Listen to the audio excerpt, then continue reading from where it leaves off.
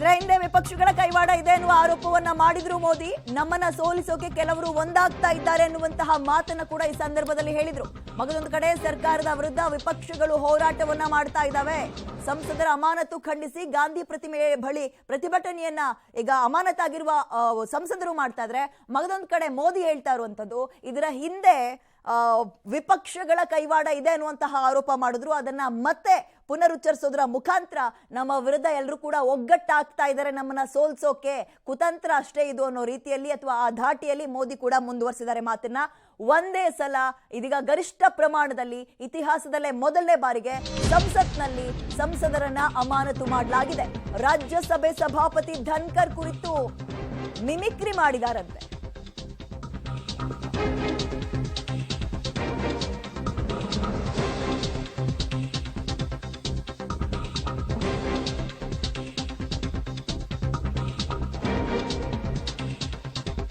ರಾಜ್ಯಸಭಾ ಸಭಾಪತಿ ಧನ್ಕರ್ ಕುರಿತು ಮಿಮಿಕ್ರಿ ಮಾಡಿದ್ದಾರೆ ಟಿಎಂಸಿ ಸಂಸದ ಕಲ್ಯಾಣ್ ಬ್ಯಾನರ್ಜಿ. ಗೇಲಿ ಮಾಡಿದ್ದಾರೆ. ಅವ್ರು ಹೇಗ್ ಮಾತಾಡ್ತಾರೆ ಏನು ಎತ್ತ ಅಂತ ಅದನ್ನ ನೋಡಿ ರಾಹುಲ್ ಗಾಂಧಿ ಅವರು ನಕ್ಕಿದಾರಂತೆ. ಈಗ ಒಂದ್ ಕಡೆ ಅಲ್ಲಿನ ಪ್ರತಿಮೆ ಬಳಿ ಕುತ್ಕೊಂಡು ಎಲ್ಲರೂ ಕೂಡ ಪ್ರತಿಭಟನೆಗೆ ಮುಂದಾಗ್ತಾ ಇದ್ದಾರೆ.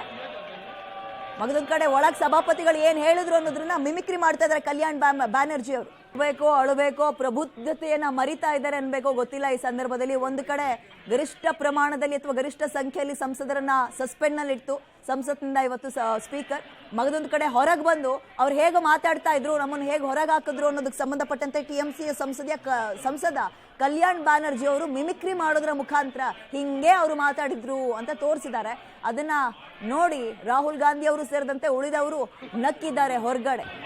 ಇದು ಸಂಸತ್ನ ಹೊರಗೆ ಆಗ್ತಾ ಇರುವಂತಹ ಚಿತ್ರಣ. ಕೆಲವರು ಅದನ್ನ ವಿಡಿಯೋ ಕೂಡ ಮಾಡ್ಕೊಳ್ತಾ ಇದ್ದಾರೆ, ರಾಹುಲ್ ಗಾಂಧಿ ಅವರು ಸೇರಿದಂತೆ. ಅದಕ್ಕೆ ಹೇಳಿದ್ದು ಇದು ಪ್ರಬುದ್ಧತೆ ಮೆರೆಯುವಂತಹ ಚಿತ್ರಣನ. ಹಾಗಾದ್ರೆ ನಗುಬೇಕಾ ಅಳಬೇಕಾ ಗೊತ್ತಾಗ್ತಲ್ಲ ಇವ್ರು ಆಡ್ತಾ ಇರೋದಕ್ಕೆ. ಹೆಚ್ಚಿನ ಡೀಟೇಲ್ಸ್ ನಮ್ಮ ಪ್ರತಿನಿಧಿ ಶಬೀರ್ ನೀಡ್ತಾರೆ. ಶಬೀರ್, ಒಂದ್ ಕಡೆ ಇಡೀ ಕಲಾಪ ಒಂದೇ ವಿಚಾರಕ್ಕೆ ಸೀಮಿತ ಆಯ್ತಾ, ಅದರಿಂದಲೇ ಇಷ್ಟೆಲ್ಲ ಘಟನೆನ ಅನ್ನುವಂತಹ ಮಾತು. ಮಗದೊಂದು ಕಡೆ ಅಮಾನತಾಗಿರುವಂತಹ ಸಂಸದರು ಮಾಡ್ಬೇಕಾಗಿರೋದೇನು, ಬಟ್ ಅವ್ರು ಹೊರಗೆ ಮಾಡ್ತಾ ಇರೋದೇನು? ಖಂಡಿತವಾಗ್ಲು ಈಗ ಸಂಸದರು ಪ್ರತಿಭಟನೆಯನ್ನ ಮಾಡ್ತಾ ಇದ್ದಾರೆ. ತಮ್ಮ ಅಮಾನತನ್ನ ವಿರೋಧ ಮಾಡಿ ಗಾಂಧಿ ಪ್ರತಿಮೆಯ ಮುಂಭಾಗದಲ್ಲಿ ಪ್ರತಿಭಟನೆಯನ್ನ ಮಾಡ್ತಾ ಇದ್ದಾರೆ. ಇದಕ್ಕೂ ಮುನ್ನ ಅವರು ಸಂಸತ್ನ ಮಕರ ದ್ವಾರದ ಮುಂಭಾಗದಲ್ಲಿ ಪ್ರತಿಭಟನೆಯನ್ನ ನಡೆಸ್ತಾ ಇದ್ರು. ಈಗ ಮತ್ತಷ್ಟು ಸಂಸದರು ಅಮಾನತಾಗಿರುವಂತಹ ಹಿನ್ನೆಲೆಯಲ್ಲಿ ಎಲ್ಲಾ ಸಂಸದರು ಕೂಡ ವಿಪಕ್ಷಗಳ ಎಲ್ಲ ನಾಯಕರು ಕೂಡ ಒಟ್ಟಾಗಿ ಈಗ ಗಾಂಧಿ ಪ್ರತಿಮೆ ಬಳಿ ಪ್ರತಿಭಟನೆಯನ್ನ ಮಾಡ್ತಾ ಇರುವಂತದ್ದನ್ನ ಕೂಡ ನಾವು ಗಮನಿಸ್ತಾ ಇರುವಂತದ್ದು. ಸರ್ಕಾರ ಏಕಮುಖವಾಗಿ ನಿರ್ಧಾರಗಳನ್ನ ತೆಗೆದುಕೊಳ್ತಾ ಇದೆ ಅಥವಾ ತಮ್ಮ ಏನು ಎಲ್ಲ ನಿರ್ಧಾರ ಅಥವಾ ನಿಯಮಗಳನ್ನ ಬದಿಗೊತ್ತಿ ಈ ಒಂದು ಕೆಲಸವನ್ನ ಮಾಡುವಂತ ಕೆಲಸವನ್ನ ಮಾಡ್ತಾ ಇರುವಂತದ್ದು. ಸ್ಪೀಕರ್ ಮತ್ತೆ ಸಭಾಪತಿಗಳು ಕೂಡ ಸರ್ಕಾರದ ಅಣತೆಯಂತೆ ಕಾರ್ಯನಿರ್ವಹಿಸ್ತಾ ಇದ್ದಾರೆ.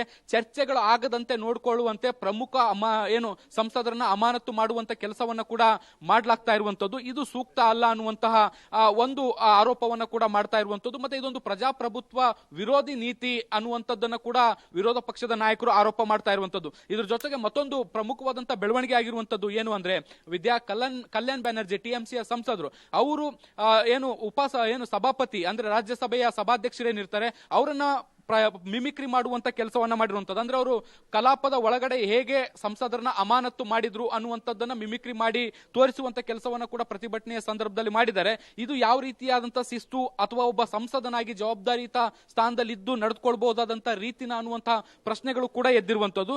ಬಹಳ ಪ್ರಮುಖವಾಗಿ ಇದು ಸರ್ಕಾರ ಮತ್ತು ವಿರೋಧ ಪಕ್ಷಗಳ ನಡುವೆ ಜಿದ್ದಾಜಿದ್ದಿಗೂ ಕೂಡ ಕಾರಣ ಆಗಿರುವಂತದ್ದು ಸ್ಪಷ್ಟವಾಗಿ ಕಾಣಿಸ್ತಾ ಇದೆ. ಯಾಕಂದ್ರೆ ಪಾರ್ಲಿಮೆಂಟ್ ನ ಒಳಗಡೆ ಆದಂತಹ ಭದ್ರತಾ ಲೋಪದ ವಿಚಾರವಾಗಿ ಮಾತಾಡಲೇಬೇಕು ಅನ್ನುವಂತಹ ಒತ್ತಡವನ್ನ ಸರ್ಕಾರದ ಮೇಲೆ ಹಾಕಬೇಕು, ಆ ಮೂಲಕ ಆಡಳಿತ ಪಕ್ಷವನ್ನ ಕಟ್ಟಿ ಹಾಕಬೇಕು ಅನ್ನುವಂತ ನಿಟ್ಟಿನಲ್ಲಿ ಎಲ್ಲ ಪ್ರಯತ್ನಗಳನ್ನ ವಿಪಕ್ಷಗಳು ಮಾಡ್ತಾ ಇರುವಂತದ್ದು. ಆದ್ರೆ ವಿಪಕ್ಷಗಳು ಬೀಸಿರುವ ಈ ಬಲೆಗೆ ಬೀಳಬಾರದು ಅನ್ನುವಂತ ಕಾರಣಕ್ಕೆ ಆಡಳಿತ ಪಕ್ಷವು ಕೂಡ ಅಮಿತ್ ಶಾ ಅವರನ್ನ ಹೊರತಾಗಿ ಬೇರೆ ಬೇರೆ ನಾಯಕರು ಅಥವಾ ಸಚಿವರಿಂದ ಮಾತನಾಡಿಸುವಂತ ಕೆಲಸ ಮಾಡ್ತಿದೆ ವಿನಃ ಅಮಿತ್ ಶಾ ಅವರು ಮಾತಾಡದಂತೆ ನೋಡ್ಕೊಳ್ತಾ ಇರುವಂತದ್ದು. ಹೀಗಾಗಿ ಇದೊಂದು ಜಿದ್ದಿನ ಏನು ಬೆಳವಣಿಗೆಯಾಗಿ ಏರ್ಪಟ್ಟಿರುವಂತದ್ದು. ಇದೇ ಬೆಳವಣಿಗೆ ಈಗ ಬಹುತೇಕ ಸಂಸದರು ಅಮಾನತಾಗುವಂತಹ ಕ್ಷಣಕ್ಕೆ ಸಾಕ್ಷಿಯಾಗಿದೆ ವಿದ್ಯಾ.